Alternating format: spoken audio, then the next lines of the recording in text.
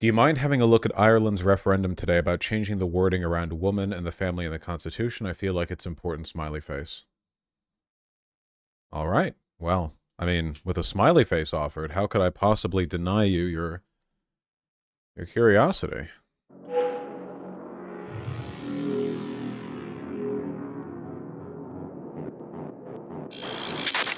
Ireland is holding two referendums on International Women's Day, including one regarding the removal of language about women that many find sexist from the Constitution. Here's what you need to know. I love it when the royalty-free corporate music is louder than the guy talking. That's awesome. There are two referendums being voted on. The one that's grabbed the most attention is being called the Women in the Home referendum. That's because there are two lines about women in the Irish Constitution proving very controversial.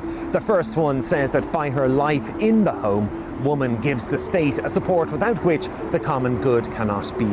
Jesus Christ. That's actually worse than I thought it would be. I know that Ireland is weirdly regressive when it comes to some gender stuff like abortion issues, but like the idea of the Constitution and the woman so regarded for her ability to cook meals and mother children, you know, just a remarkable very upfront. Achieved. The other line states that mothers shouldn't be forced to work through economic necessity to the detriment or to the neglect of their duties in the home. So you can see why in 2020... Why don't you hear about like tradcons threatening to move to Ireland more, you know? Like you'd think you'd get more of that. Don't they also have really low taxes because they serve as a tax haven for a lot of international corporations? Does that work like at an individual business or income tax level? You could go over there, have like a Catholic wife who's legally required to stay in the home, father 9 children, and pay no taxes. Like I don't know, man. It seems to me like this is conservative Mecca.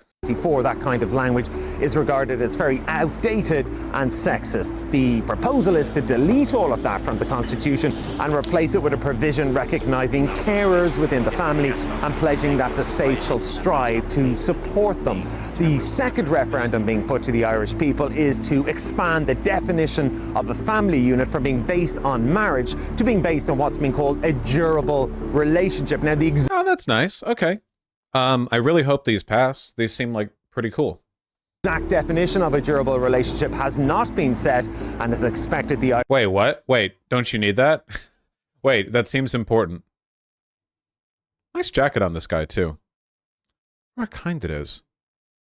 The stitching on the side here, the way it puckers like that at the edge makes me wonder if this was tailored? No. It also looks like they did some sewing around the buttonhole here. Yup, it's going to be left to the courts. Well, that seems kind of dumb, but all right. Irish courts will have to deal with that later on. There you go, yeah.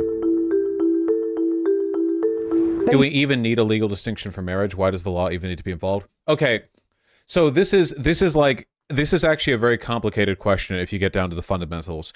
The argument basically is that humans are most productive when they form some kind of family unit. Therefore, the state should incentivize the formation of some kind of family unit. Like, the state wants you to have children. It really wants you to do that for obvious reasons. The state wants you to integrate into its broader community so that you're not like an outcast. Yeah, the state wants you to get it down real nasty, basically. And the idea of state-sanctioned marriage, beyond it just being a religious contract, is that there should be some way for the government to kind of like nudge you into that role. And that's been the case for like most of human history in most places. A lot of it being a systemic effort to rob women of their economic and political autonomy so that the only way a woman can really survive and live a good life is by being the, child bearer of a man who provides the income and legal power in a household. Nowadays, at least in America, we have nominal legal equality, meaning that a lot of our laws about marriage are really outdated and they kind of like, they depend on or are based on foundations that don't exist anymore. So the question is, should the state do anything to promote marriage? And my answer to that is no. But should the state do anything to incentivize people forming family units? I feel like that might probably actually be a good thing, that doesn't necessarily have to be a marriage thing, but that's what they're doing here in Ireland, right? A durable relationship is a kind of family unit, right? That's vague, obviously. They say they're going to leave that to the courts, but you understand what I mean. The particulars here are always going to be kind of arbitrary, and whether or not it ends up being fair is, like you can strive for a better system. I don't know if there's like a perfect definition, but yeah.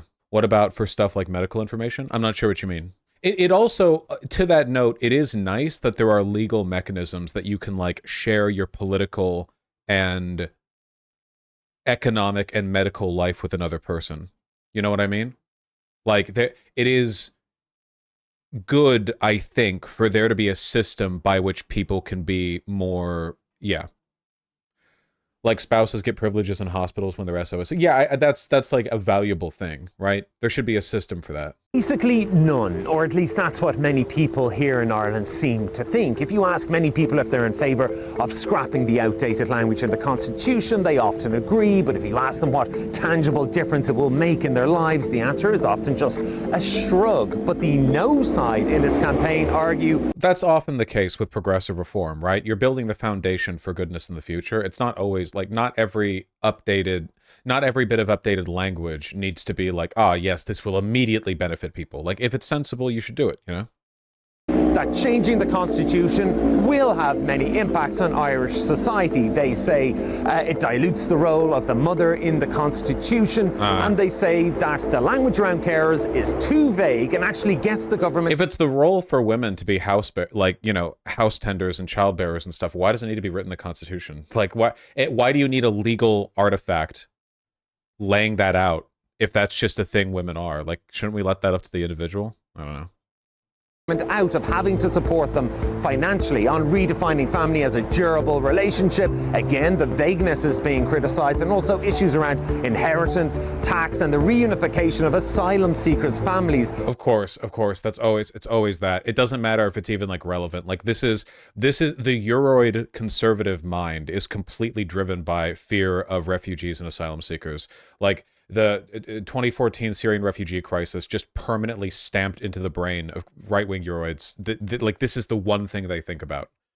Are all being raised. The government has faced lots of criticism for not communicating clearly with the electorate, for not getting the language in the referendum proposals right, and for failing to really explain what proper, tangible, real impacts it may have on people's lives.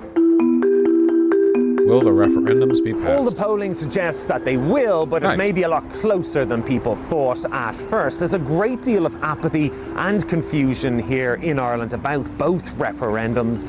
In Ireland, we've had pretty seismic referendums in the past, including legalising same-sex marriage in 2015, and then 3 years later, legalising abortion by referendum as well. Back then, the idea of abortion being made accessible years after gay marriage is so hilariously backwards. It's so Catholic. It's such an it's so funny and weird to think about, but it's also in some way so on brand. Stakes were high, and the outcome was very clear to the Irish public, and that's something that can't be said of this referendum. It's anticipated... Jesus, what is this recommended video? Are London streets a no-go zone for Jews? No! Holy shit! Is this the same Sky News? Yeah, it's still the same Sky News. 1 hour ago. Governments and communities to mark International Women's Day. So instead of For a move by the government undermine the democratic process, the democratic right of people to protest against a genocide. It's not yet clear who the new definition will affect or the impact it will have, but it's likely to be another factor in this debate for weeks to come. Okay. It seems like a clickbait title based on the way they ended that video. Happy birthday, fellow girlies. Yeah, happy Women's Day. It's a Murdoch outlet. Everything is a Murdoch outlet.